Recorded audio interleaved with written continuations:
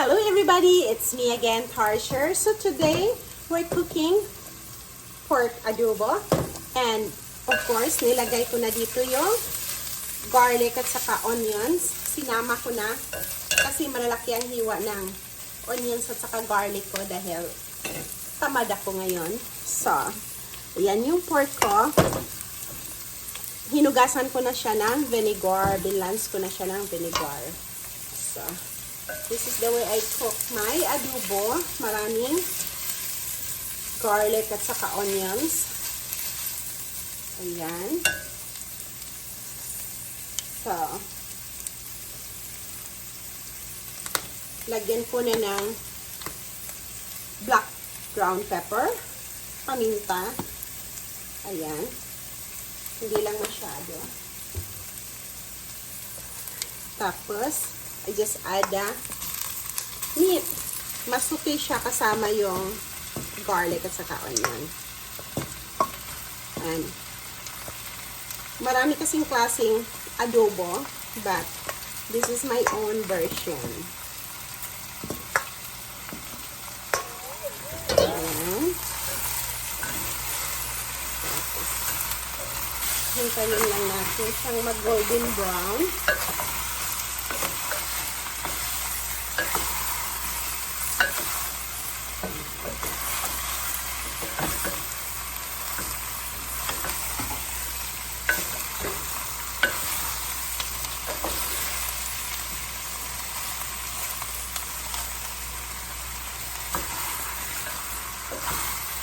Kasi ang mga bata nito kakain, sabaw lang yun. Pero yung asawa ko kumakain nito pati yung kain. Takpan natin. Tingnan natin siya konti na mga 2 minutes.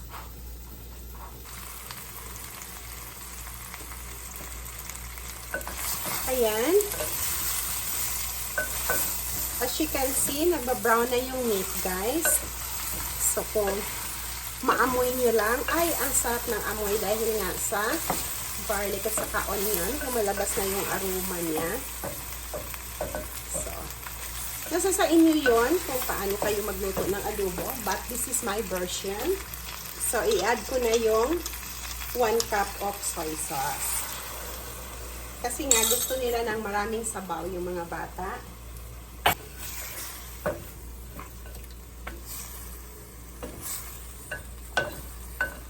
Itong adobo na to, ang daming sabaw. So, ito ng tubig. And I just simmer this for 30 minutes. So, nasa sa inyo yon kung yung karne nyo ay madaling, yung meat niya ay madaling lumambot. Dahil yung mga meat dito sa US, madaling lumambot, lalo na yung baboy. Just for 30 minutes.